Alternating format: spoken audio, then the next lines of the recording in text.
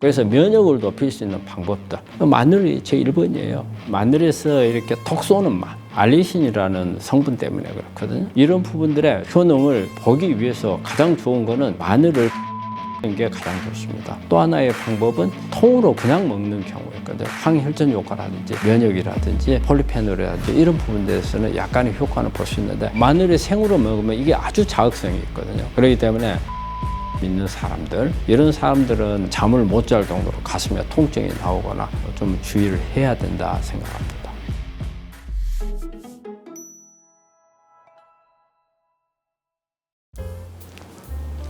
안녕하십니까?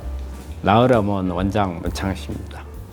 이 시간에는 우리가 일상생활에서 가장 우리 많이 먹는 음식 중에 그리고 항암 작용이 강한 마늘에 대해서 알아보도록 하겠습니다.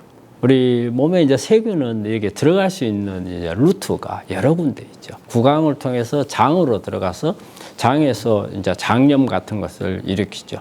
또 한 루트는 구강이나 코를 통해서 우리 폐를 들어가서 폐렴 이런 부분들이 올 수가 있고, 그리고 또 하나는 우리가 이제 요로를 통해서 특히 이제 남성들보다는 요로 감염은 여성들이 이제 주로 이제 많이 생기죠.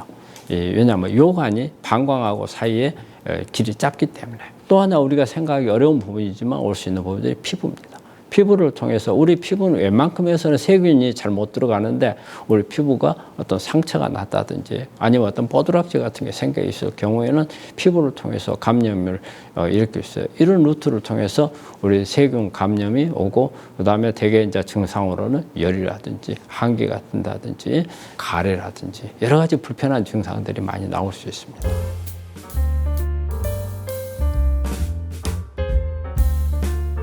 우리가 일상생활을 하면서 우리 이제 세균에 대해서 이제 감염을 미리 예방하는 게 좋잖아요. 내 몸의 면역력을 높여야죠. 그래서 면역을 높일 수 있는 방법들. 오늘 이 시간에 하고자 하는 마늘 같은 경우도 이렇게 면역을 높여주는 그런 좋은 방법 중에 하나잖아요. 그래서 그 다음에 청결해야죠.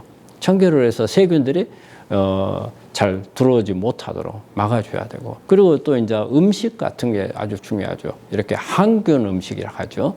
우리가 세균에 대해서 세균을 없애줄 수 있는 그런 음식들이 있거든요. 마늘이 제 1번이에요.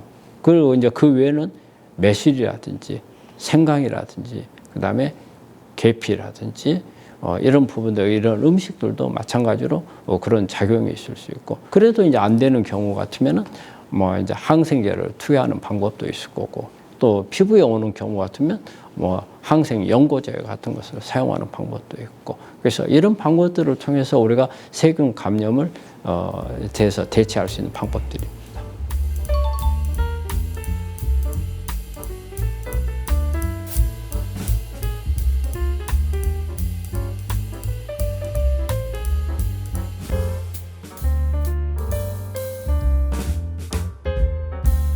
우리 마늘에서 이렇게 톡 쏘는 맛, 알리신이라는 성분 때문에 그렇거든요. 마늘 속에는 알린이라는 성분이 있어요.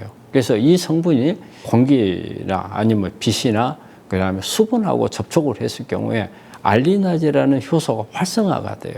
그래서 이 알리나제라는 효소가 알린을 알리신으로 바꿔줍니다. 그래 노출이 잘 안 되면 아무리 마늘 안에 이렇게 알리신이 많이 있어도 활성화된 이 알리신 성분이 되지를 못하기 때문에 효과가 떨어집니다.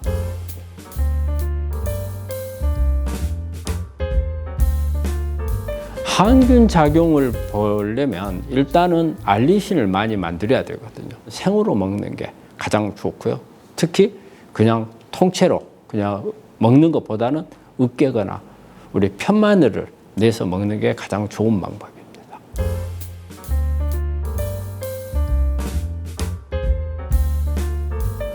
마늘은 이게 특히 이제 알리신이라는 성분이 공기하고 노출이 돼야 된다는 게 중요하기 때문에 생으로 먹는 게 가장 좋은 방법이죠. 근데 마늘은 또 익히면은 이게 폴리페놀이나 플라보노이드라는 이런 성분들이 함량이 상당히 높아져요. 그래서 항산화 작용은 익혀도 상관이 없습니다. 그런데 이런 부분들의 전반적인 효능을 보기 위해서 가장 좋은 거는 이 마늘을 발효시키는 게 가장 좋습니다. 흑마늘이라고 하죠. 이 흑마늘은 마늘을 발효시킨 거거든요. 이렇게 발효를 시키게 되면 알리신 성분도 훨씬 더 알리신보다 강한 그런 작용을 나타낼 수가 있고, 그 다음에 폴리페놀이 높아지기 때문에 그런 방법이 있고, 그리고 또 하나의 방법은 통으로 그냥 먹는 경우였거든요. 통으로 그냥 먹는 경우에 있어서는 이런 알리신 효과는 많이 볼 수는 없어요. 그렇지만 그 외에 있는 항혈전 효과라든지 면역이라든지 폴리페놀이라든지 이런 부분에서는 약간의 효과는 볼 수 있는데, 그래서 종합적으로 보면 가장 좋은 방법은 일단 발효해서 먹는 게 가장 좋다, 이렇게 볼 수가 있습니다.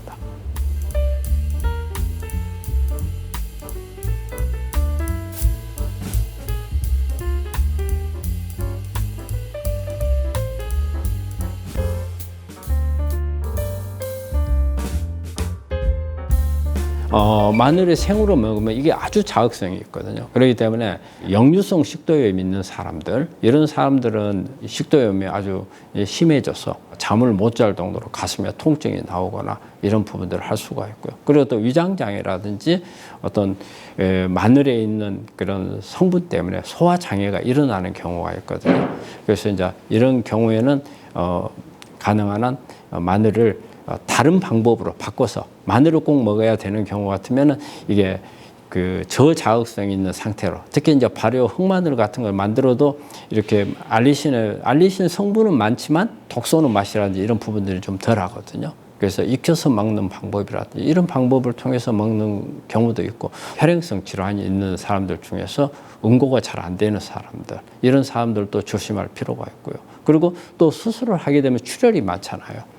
그렇기 때문에 마늘을 먹었을 경우에 오히려 좀 더 출혈을 더 할 수가 있거든요. 그래서 이런 경우에는 좀 주의를 해야 된다 생각합니다.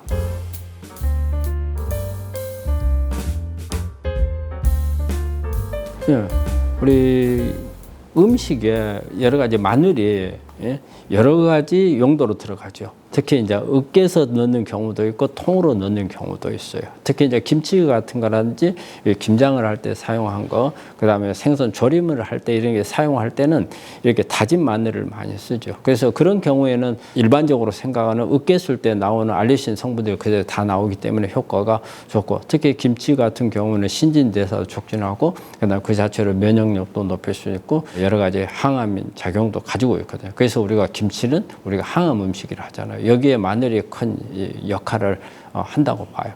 그런데 이제 우리가 삼계탕 같은 경우에 마늘을 보면 통마늘로 넣잖아요.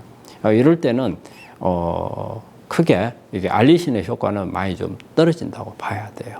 그렇지만은 익혀서 들어갈 때는 폴리페놀이나 그다음에 플라보노이드 같은 성분이 올라가기 때문에 어떤 우리 혈행성 질환이나 심장이나 뭐 고혈압이나 있는 이런 사람들한테는 좋을 수 있다고 봅니다.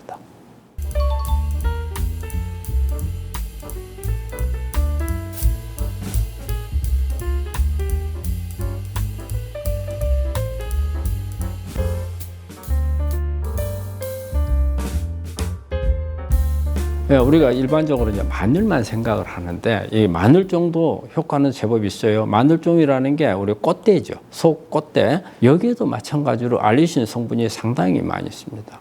그리고 이 안에는 식이섬유가 많이 들어있어요.